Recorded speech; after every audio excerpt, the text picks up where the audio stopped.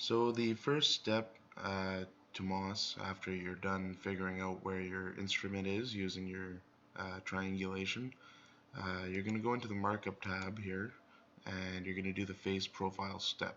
So when you're doing this, all you got to do is press the big green blinking button, uh, aim your laser at any corner of the face, and then you can map the surrounding of your face by putting the laser on the walls, the back, and the floor, right behind, about a foot behind the face.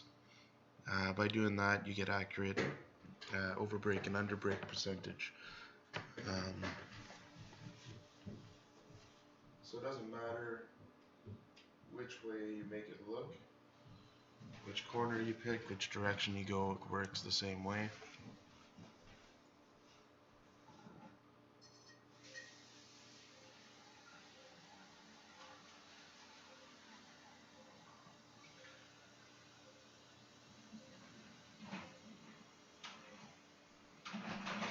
Once you're done going around the face with the laser, you just press on the stop button and then it'll show you your face in cross-sectional view.